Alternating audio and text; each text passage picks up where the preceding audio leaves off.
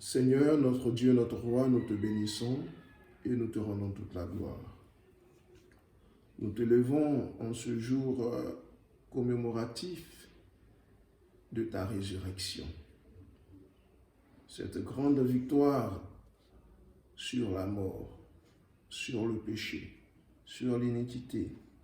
Cette grande victoire sur le prince de ce monde. Nous donnons ainsi, ô notre Dieu, notre Roi,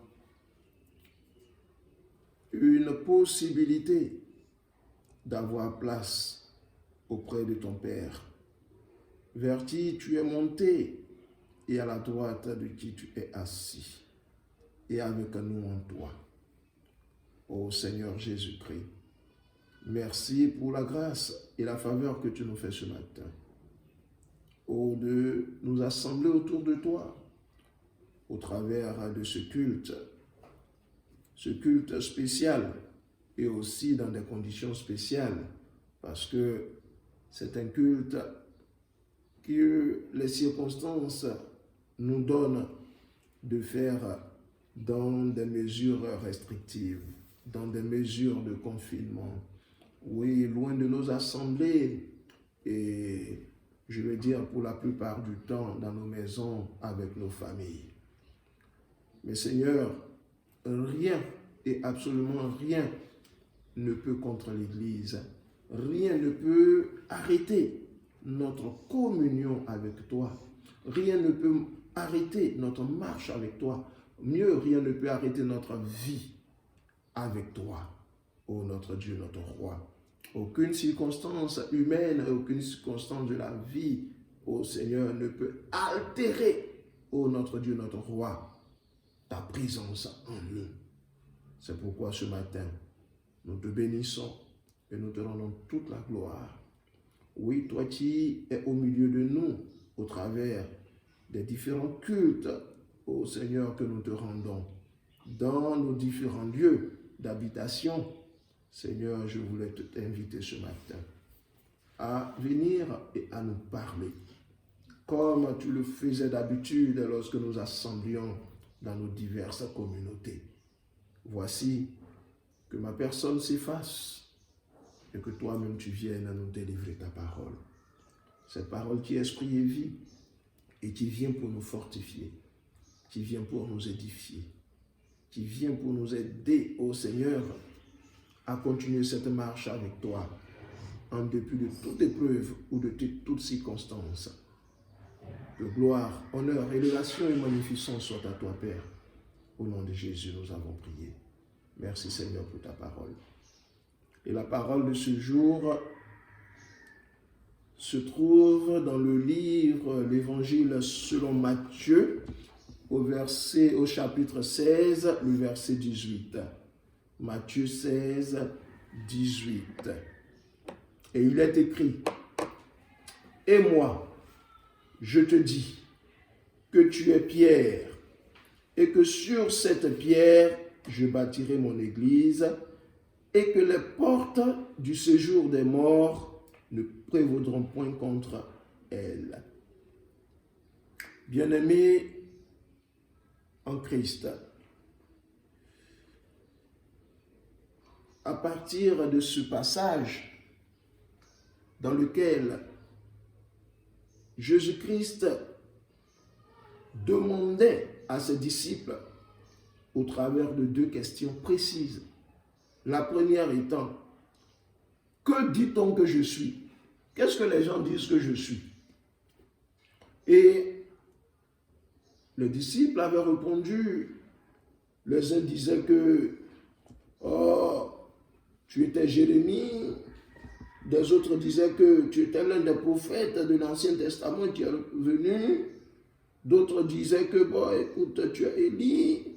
C'est-à-dire que le peuple essayait d'identifier Jésus-Christ à travers les grands prophètes qui l'ont précédé dans le temps et pour qui Jésus est la réincarnation de ces différents grands prophètes des temps passés. Alléluia. Amen. Maintenant, il leur demande, dans la deuxième question, vous-même, vous qui êtes avec moi tous les jours, vous avec qui je suis tous les jours, vous qui êtes témoin de ce que je fais, vous vous dites quoi? Qu'est-ce que vous vous dites que je suis? Silence. Et alors, Pierre, de prendre la parole. Simon, Pierre, de prendre la parole et de dire à Jésus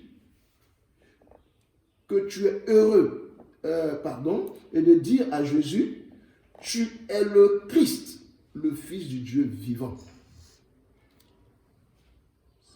Simon-Pierre dit, pour répondre à la question de Jésus-Christ, tu es le Christ, le Fils du Dieu vivant. Alors Jésus reprend la parole et dit, tu es heureux, Simon, fils de Jonas, car ce ne sont pas la chair et le sang qui t'ont révélé cela, mais c'est mon Père qui est dans les cieux. Et alors, nous débouchons sur notre verset du jour. Et moi, donc c'est Jésus-Christ qui parle, je te dis que tu es Pierre, et que sur cette pierre, je bâtirai mon église, et que les portes du séjour des morts ne prévaudront point contre elle. Amen.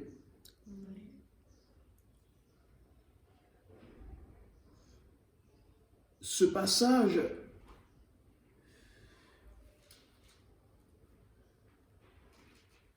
parle de l'Église. Ce passage parle de l'Église. Et ce passage parle de l'Église comme un projet du Seigneur. Parce que c'est au futur. Je bâtirai mon Église.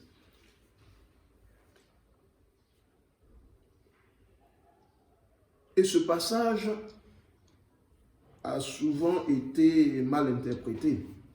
Ou que une certaine confession nous en a donné une mauvaise explication ou compréhension. Parce que cette congrégation ou cette, dénomination religieuse nous la donnait, nous l'expliquait comme Jésus ayant bâti son église sur pierre. Ce qui est tout à fait faux. Tout à fait faux. Pas du tout.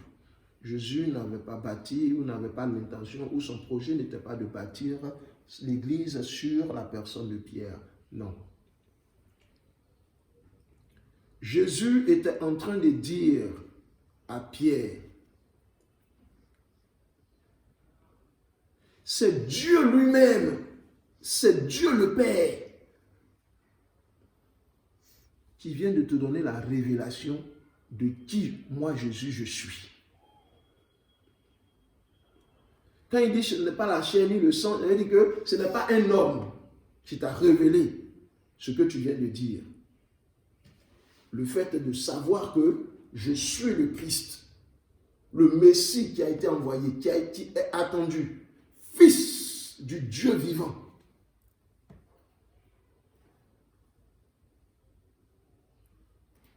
Le fait de savoir cela, oui Pierre, tu venais d'avoir la révélation de mon identité réelle. Pierre, tu venais d'avoir la révélation de qui je suis véritablement.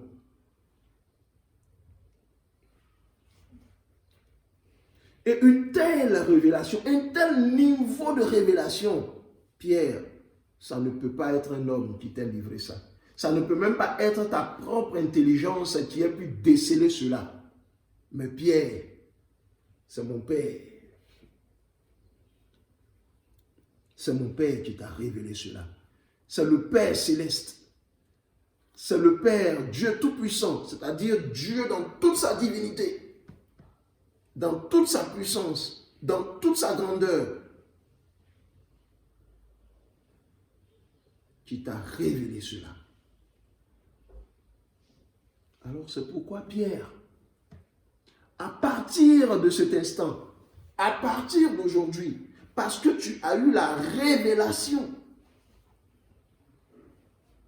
de ce que je suis exactement, le Christ, le Fils du Dieu vivant, alors Pierre, prénom, fils de Jonas, tu es devenu une pierre de la même nature que moi. Tu es devenu une pierre du roc, du rocher, sur lequel je bâtirai mon église. Et ce rocher, ce roc ou rocher, que moi, Jésus-Christ, je suis, Pierre, le rocher, le roc que je suis, et sur lequel je bâtirai mon église, c'est-à-dire sur moi-même, Jésus, je bâtirai mon église sur ma personne. Pierre, tu en es devenu une pierre également. Tu vas venir s'ajouter à cet édifice que je veux bâtir et qui est l'église. Et tous ceux qui auront la révélation que je suis le Christ, le Fils du Dieu vivant, seront aussi des pierres vivantes. Des pierres vivantes, mais des pierres spirituelles qui vont venir eux aussi s'ajouter sur ce rocher. Ce rocher étant ce roc que je suis, étant la fondation. Et chaque personne qui aura entendu l'évangile et qui, à travers l'évangile de Christ, aura eu les yeux ouverts, aura reçu la lumière d'identifier que moi, Jésus-Christ, je suis vraiment le Christ, Fils du Dieu vivant, envoyé pour le salut de l'humanité. Cette personne-là, par cette révélation, qui va créer la foi de Christ en cette personne et qui va permettre désormais à l'Esprit de Christ de venir habiter en cette personne, devient donc comme une pierre, n'est-ce pas, de cet édifice dont Christ est la fondation et qui est rien d'autre que l'Église. Et qui est l'Église. Alléluia. Souvenons-nous que le Seigneur a dit dans sa parole, après que Salomon, le roi Salomon, ait construit un temple à l'Éternel, temple qu'avait promis de construire son père David, mais que Dieu n'a pas permis à David de construire et qu'il a dit plutôt que c'est son fils Salomon qui construirait ce temple. Et Salomon a effectivement bâti ce temple et il a été dédié à Dieu. Oui, pour que Dieu continue en Israël d'être adoré en ce lieu. Mais Dieu, souvenons-nous, qu'a dit à un moment donné qu'il n'habiterait plus dans une maison faite de mains d'hommes. Qu'il n'habiterait plus dans une maison bâtie de mains d'hommes. Le thème du message de ce jour, de la brève exhortation de ce jour, c'est cela. L'Église n'est pas une maison bâtie des mains d'hommes. L'Église n'est pas une maison bâtie des mains d'hommes. Parce que l'Église n'a pas été bâtie sur un fondement physique. Mais l'Église a été bâtie sur un fondement spirituel qui est la personne du Christ, le Fils du Dieu vivant.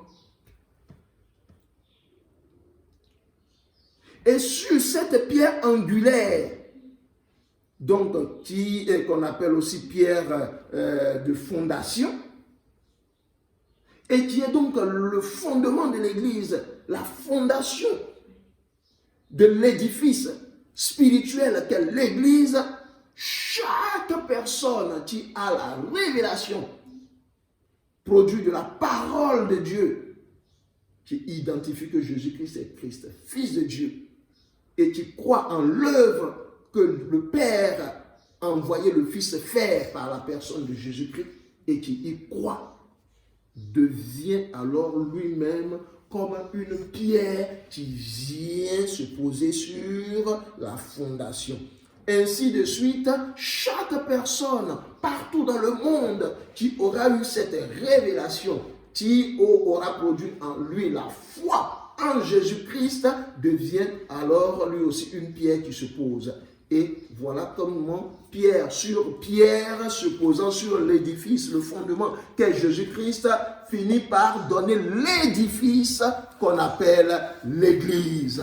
L'Église, donc, en tant que l'ensemble de tous ceux qui ont eu la révélation de Christ, ont cru en son œuvre à la croix et l'ont accepté comme Seigneur et Sauveur, et qui ont été ainsi appelés hors du monde pour constituer une maison spirituelle, qui est la maison de Dieu et qu'on appelle l'Église.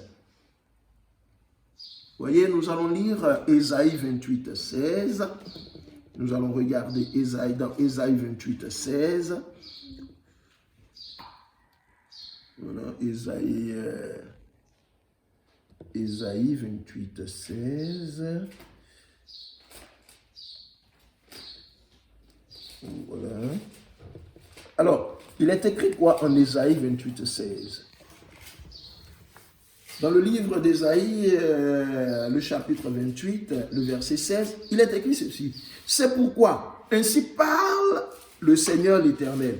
Voici, j'ai mis pour fondement en Sion une pierre éprouvée, une pierre angulaire de prix, solidement posée. Celui qui la prendra pour appui n'aura point hâte de fuir. Alléluia. Alléluia.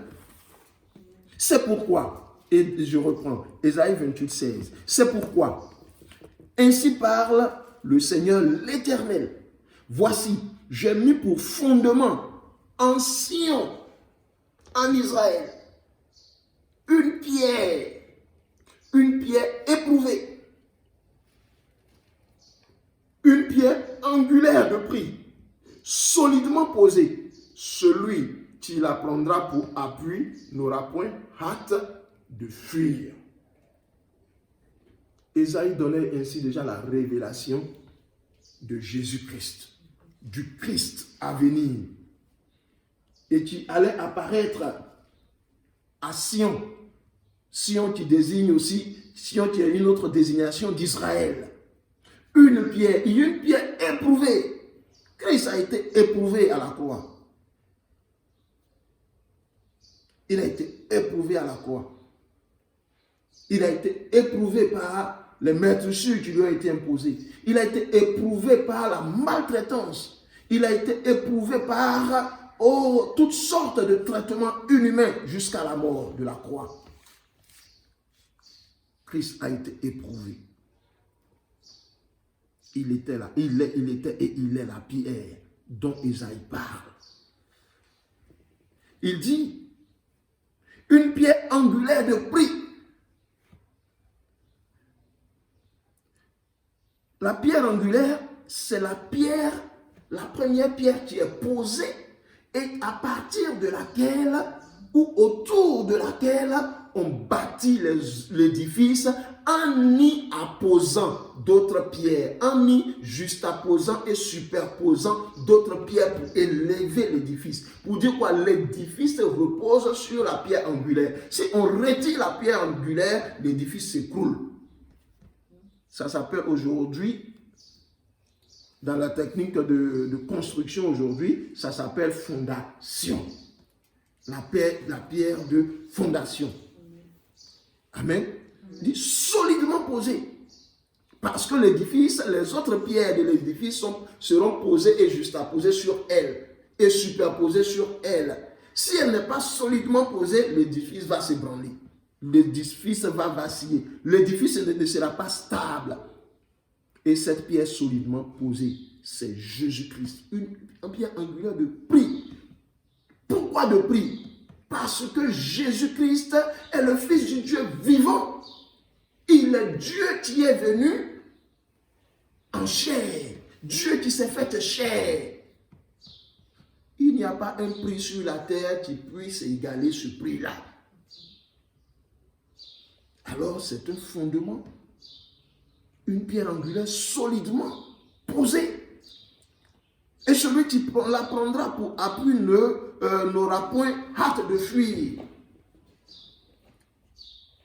C'est-à-dire que celui qui aurait la révélation de Christ et qui aura foi en son œuvre accomplie sur terre à la croix, et qui naîtra ainsi de Dieu.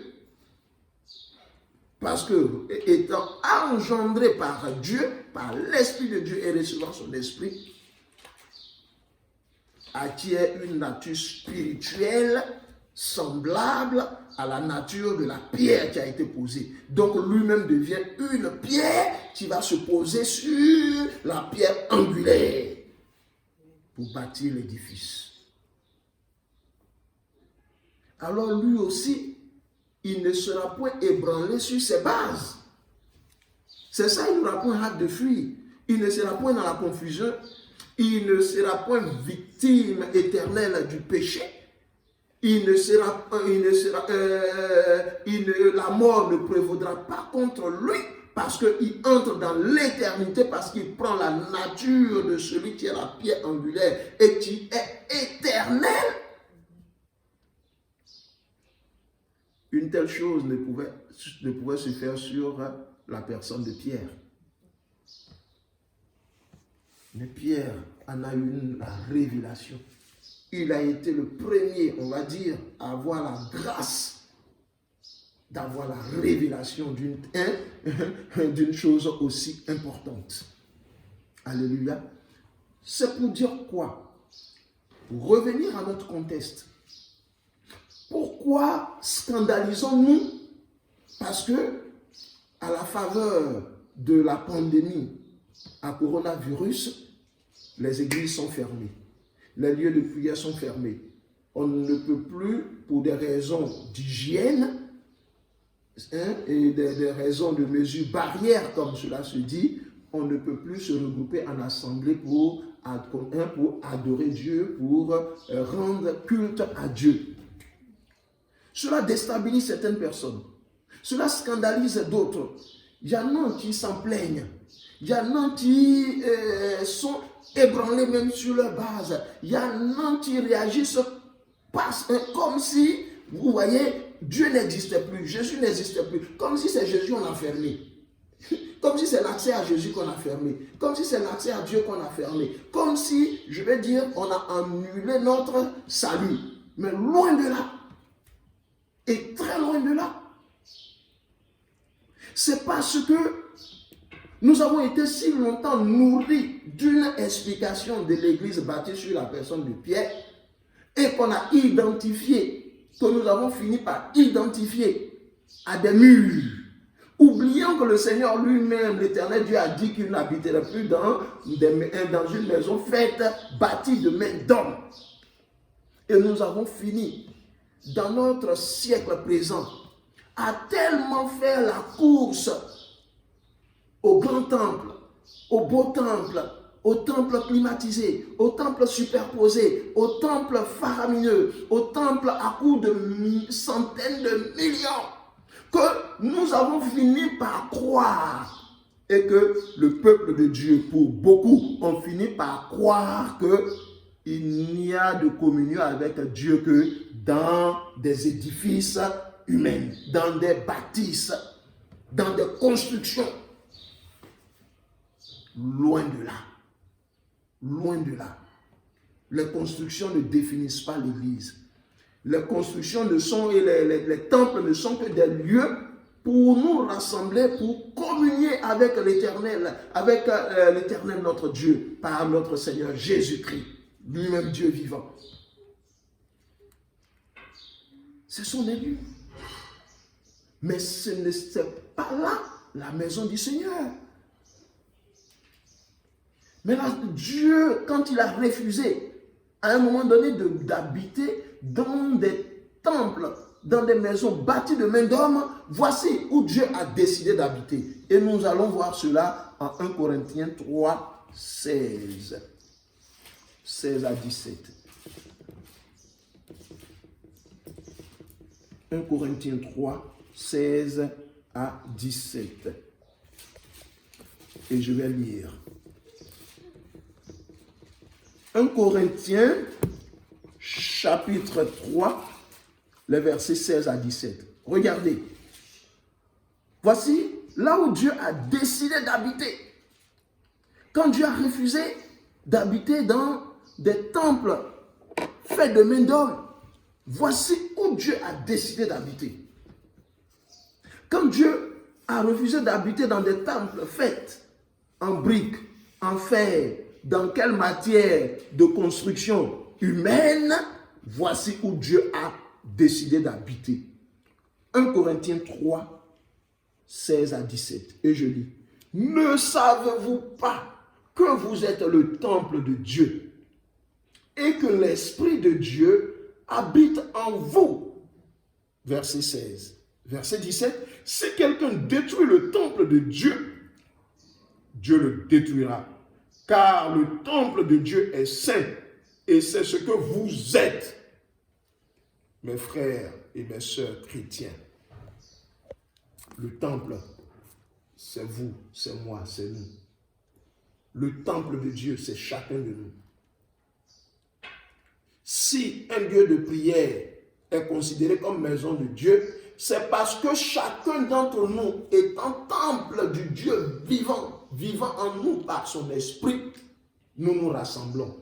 Donc c'est nous qui venons avec le temple dans ce lieu. Et c'est pourquoi par extension, ce lieu-là peut être appelé temple ou maison de Dieu. Si nous n'y sommes pas, ce n'est plus la maison de Dieu. Si nous n'y allons pas, ce n'est plus la maison de Dieu. Parce que c'est appelé par maison de Dieu, c'est lieu de prière, c'est temple, par extension de ce que ceux qui y viennent, les chrétiens, sont eux-mêmes le temple. Donc c'est chacun de nous en tant que temple qui venons en ce lieu pour constituer une assemblée qu'on appelle assemblée de Dieu. Et donc l'église, ce n'est pas le bâtiment. Parce que nous faisons trop d'efforts pour nous donner des bâtiments, de beaux bâtiments. Alors que l'effort que nous devions faire, c'était de bâtir selon le projet de Christ son Église. Et son Église n'est bâtie que par des pierres vivantes sur la pierre, le roc que lui, les pierres angulaires, fondement de l'Église, en chacun d'entre nous. En chacun d'entre nous. Chacun d'entre nous constitue dans le projet de Dieu une pierre de l'Église. Chacun d'entre nous, donc, constitue dans le projet de Dieu un temple. L'Église, c'est donc l'ensemble de tous ceux qui, par la nouvelle naissance, constituent l'Église de Dieu, constituent les saints, constituent le peuple de Dieu, constituent l'épouse de Christ. Donc, aujourd'hui, on dirait, dans la sagesse humaine, à quelque chose, malheur est bon.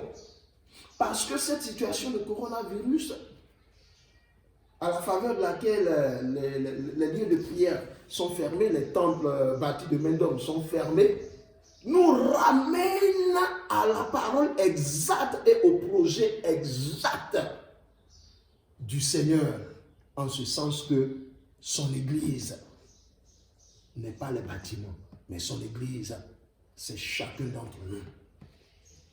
C'est nous les chrétiens. Chaque chrétien est un temple du Seigneur.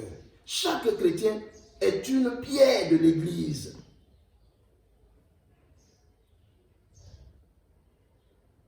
Alléluia. Donc, cette situation vient pour nous ramener à la source pure de la notion d'église, de la compréhension du mystère de l'église. Chaque chrétien aujourd'hui, et quand je dis chaque chrétien, les vrais chrétiens, mais expérimentent aujourd'hui, ont l'occasion d'expérimenter, d'avoir leur entendement ouvert et comprendre ce que Jésus-Christ était en train de dire à Pierre en Matthieu 16, 18. Tu es Pierre. Donc en fait, par la révélation que tu as eue, tu es devenu une pierre. Une pierre qui est venue, n'est-ce pas, être posée sur une pierre angulaire, un roc. La pierre angulaire, le fondement sur lequel, c'est-à-dire le fondement Jésus-Christ, sur lequel l'Église doit être bâtie. Église en tant que peuple de Dieu, assemblée de Dieu, appelée hors du monde, pour aller partager la félicité éternelle de Dieu. Et chaque croyant, chaque personne qui est convertie, qui est gagnée à Christ, prend la nature d'une pierre vivante, une pierre spirituelle mais vivante, parce qu'il est encore en vie, et qui doit démontrer qu'il est devenu une pierre de l'édifice qu'on appelle Église, ou sur laquelle il vient se poser. Pour dire quoi? Pour dire qu'en réalité, la maison même de Dieu, là, on n'a pas encore fini de bâtir ça. Parce que tous les chrétiens qui doivent être gagnés ne sont pas encore gagnés. La maison de Dieu continue d'être bâtie. Chaque jour que quelqu'un accepte Jésus-Christ comme Seigneur et Sauveur, il devient comme une pierre. Pour que vous compreniez, il devient comme une brique.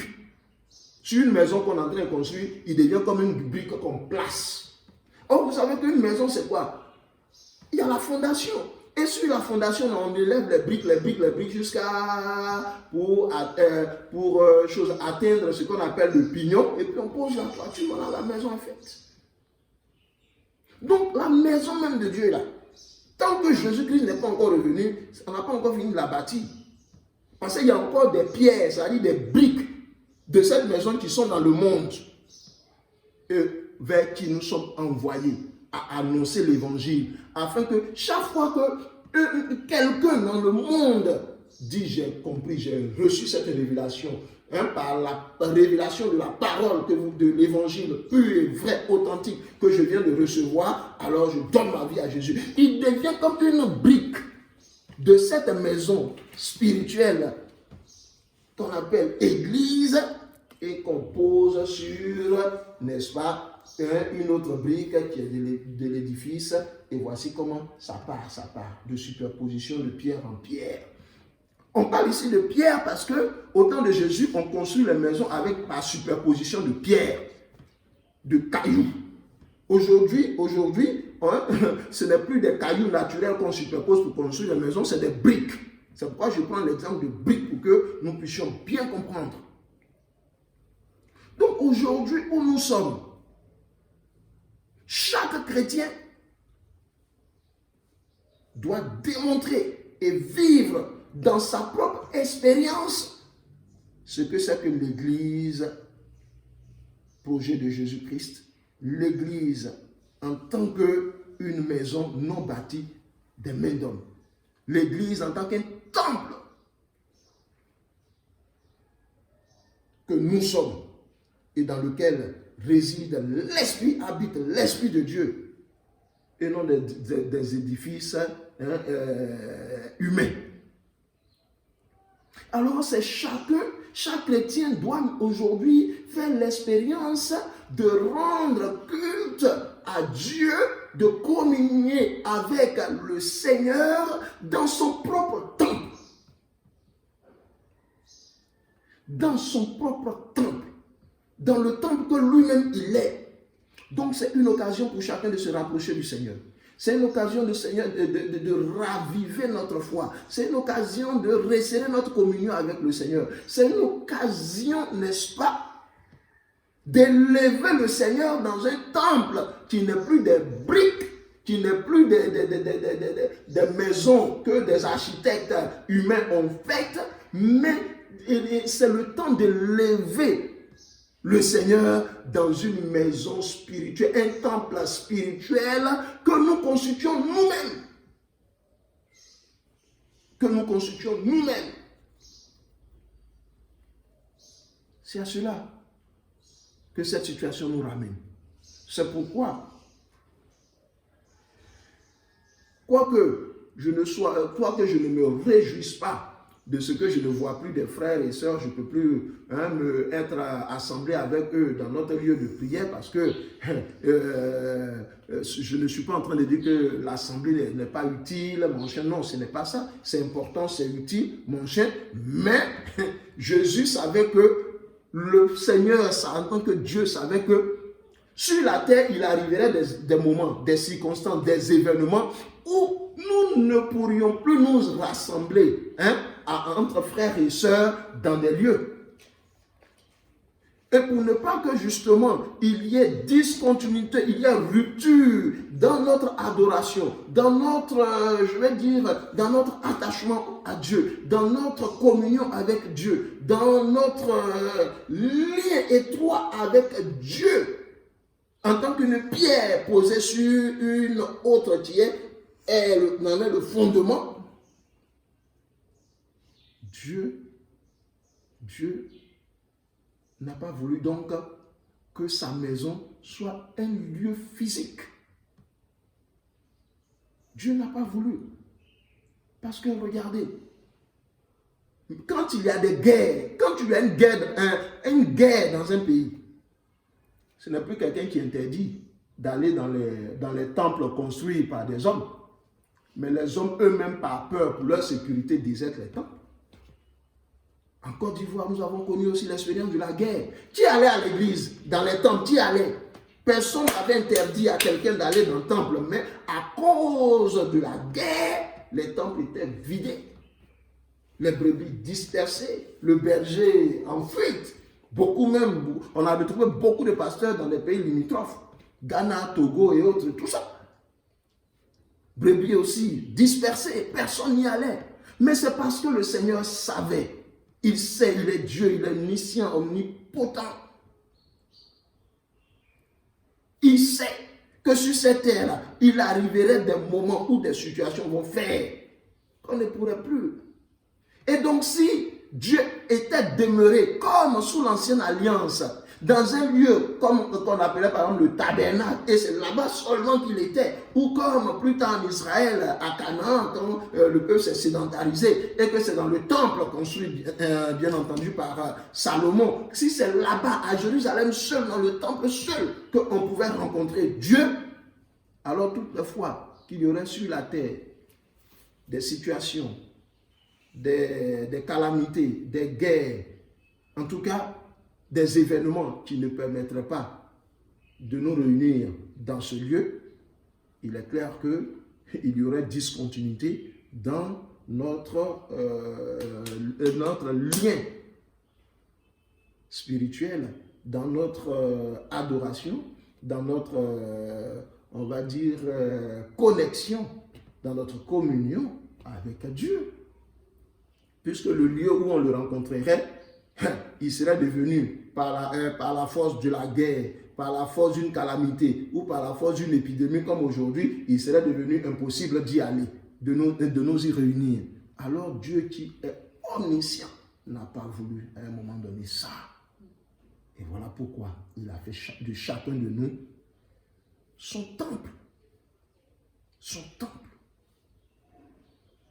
Et cette situation va passer. Le coronavirus va passer. Et nous allons à nouveau nous retrouver maintenant dans nos assemblées, dans les temples faits de main d'homme.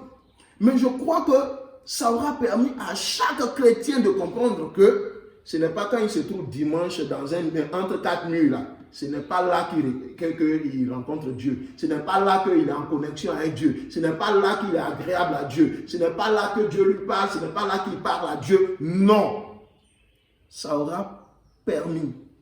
Ça aurait eu l'avantage de permettre au peuple de Dieu de comprendre que le temple, c'est nous. Et que si, en temps de paix, nous pouvons nous rassembler quelque part dans une assemblée, dans 4 murs, ce ne sont pas ces 4 murs qui sont l'Église, mais c'est plutôt nous, Église, chacun de nous étant membre de l'Église, Église corps de Christ. C'est parce que nous sommes rassemblés dans ce coin que ce coin-là, par extension, a été aussi appelé Église. Amen. Et à partir de là, tous ceux qui avaient une foi, qui étaient liés à un lieu, vont comprendre qu'ils se trompaient et vont changer d'attitude. Tous ceux qui n'avaient, n'est-ce pas, de fidélité, qui n'étaient que fidèles par rapport à un lieu, une bâtisse, un édifice, vont comprendre qu'ils étaient dans l'erreur et vont revoir leur posture. Ça va permettre à tous ceux, n'est-ce pas, qui n'avaient de piété que par rapport à un lieu. Tous ceux qui se sentaient dans la présence de Dieu quand ils sont, n'est-ce pas, dans les murs de leur église locale. Et une fois sortis de là, ils n'ont plus de communion avec Dieu. Ils peuvent vivre la vie qu'ils veulent et c'est le dimanche qu'ils se souviennent que, ils sont chrétiens. Parce que, n'est-ce pas, c'est les murs, les 4 murs d'un temple construit de main d'homme qui leur rappellent qu'ils sont chrétiens. Alors, à tous ceux-là, Dieu donne une occasion, un éclairage. Dieu leur donne de comprendre, ouvre par cette situation leur entendement pour dire que l'Église est humaine. C'est pourquoi chacun de nous, chaque chrétien que nous sommes, nous devons faire attention à nous-mêmes. Nous devons veiller à notre témoignage. Nous devons veiller à notre vie. Nous devons veiller à comment nous marchons. Et nous devons veiller à notre relation avec les autres. Nous devons veiller à tout ce qui sort de notre bouche. Parce que le temple, le véritable temple, c'est nous.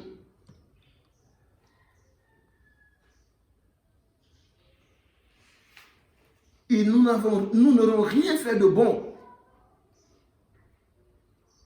que de donner de tant de dévotion et de dévouement et d'action entre griffes sacrées et de comportements sacrés dans un édifice, dans une bâtisse, alors que notre vie même, nous la menons comme, n'est-ce pas, des gens du monde. Alors que nos vies même, n'est-ce pas, ne reflètent pas celui en qui on a cru. Alors que dans notre vie de tous les jours, il n'y a rien qui démontre que nous sommes attachés à ce qui est sacré. À quoi ça sert-il? À quoi cela sert-il? Alors, nous avons été trop religieux. Nous avons été trop religieux. Et notre foi a été tellement attachée aux bâtiments, au temple faramineux, au temple de 300 millions, 500 millions, au temple climatisé, super splitté, avec du marbre et tout ça. On a été tellement attachés à ça que par cette circonstance, par cet événement de la pandémie du coronavirus, Dieu ouvre nos yeux sur beaucoup de choses à nous les chrétiens. Au monde, il parle différemment. Par cette situation, Dieu parle différemment au monde, en montrant au monde qu'en fait, c'est lui qui est grand. Et que le monde est allé tellement loin que le monde a besoin de revenir à lui, Dieu. Parce que le monde n'a pas créé, le monde n'a pas créé le monde. C'est Dieu qui l'a créé, c'est propriété de Dieu. Alors Dieu, n'est-ce pas, rappelle le monde à l'ordre et leur donne une occasion au monde de se ressaisir pour trouver le chemin de Dieu par Jésus-Christ. Mais à nous qui sommes chrétiens, aussi Dieu nous parle dans notre communion avec Dieu, dans notre marche avec Dieu, dans notre compréhension des choses de Dieu, dans notre connaissance de Christ, dans comment nous voyons Christ. Et par ce temps, Dieu aussi corrige nos lacunes, nos erreurs, nos imperfections, qui sont loin de la vérité de Dieu et dans lesquelles nous nous glorifions tellement, dans lesquelles nous prenons, sur lesquelles nous prenons tellement appui, sur lesquelles nous dépensons tellement d'énergie. Regardez, des fidèles chrétiens peuvent cotiser en un temps record 100 millions, 200 millions, 300 millions et se mettre à construire un beau temple. Pendant que l'Esprit de Christ même ne régnerait dans aucun d'eux. Que l'Esprit de Jésus-Christ même ne serait dans aucun d'eux. Alors que ce que Christ veut bâtir comme temple, c'est un temple, une église qui est bâtie, n'est-ce pas, par, n'est-ce pas, la vie de chacun d'entre nous, faisant de nous ainsi la pierre, la brique qui vient se poser sur, n'est-ce pas, une autre de l'édifice, afin que nous soyons superposés les uns les autres, n'est-ce pas, sur le fondement, la fondation qui est Christ, pour que l'édifice soit bâti. Et je dis encore, cet édifice-là, la maison de Dieu, là, vu dans ce sens-là, compris ainsi, on n'a pas encore fini de la bâtir. C'est pourquoi Christ n'est pas encore revenu. Puisqu'il doit venir enlever son église. Pour qu'il enlève, il faut qu'elle soit achevée. Donc, aux chrétiens,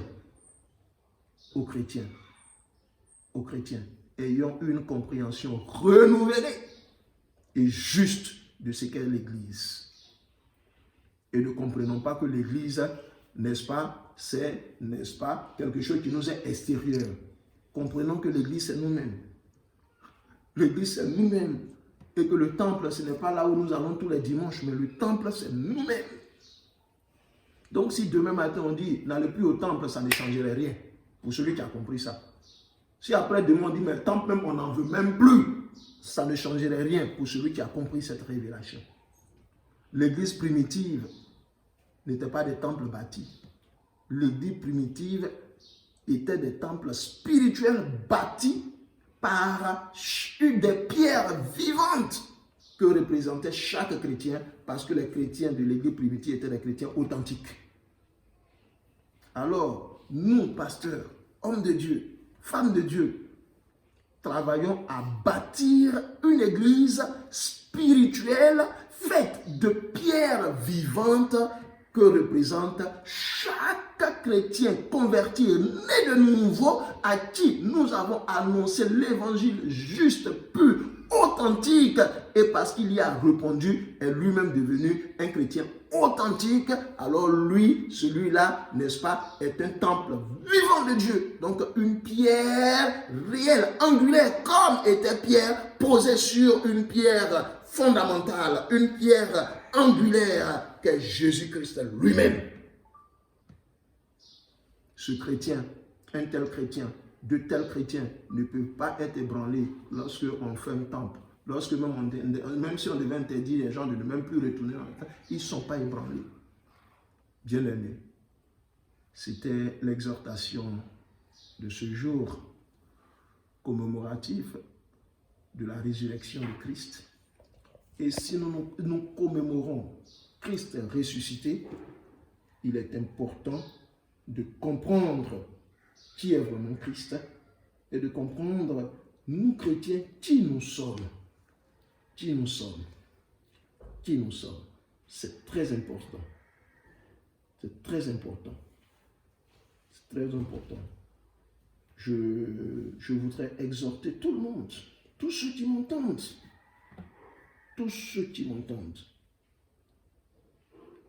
et qui comprennent cette vérité profonde, que Pierre avait eu la grâce de comprendre très tôt,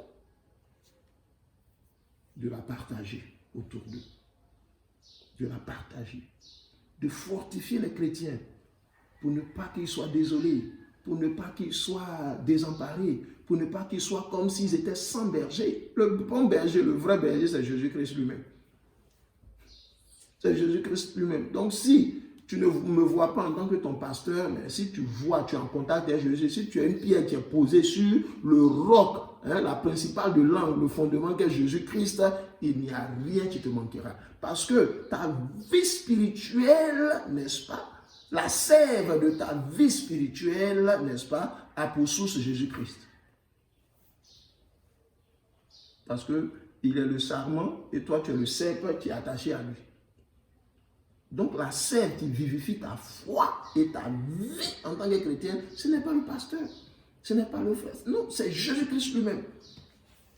C'est bon de nous édifier entre nous-mêmes, parce qu'en assemblée, ça nous permet de nous édifier les uns les autres.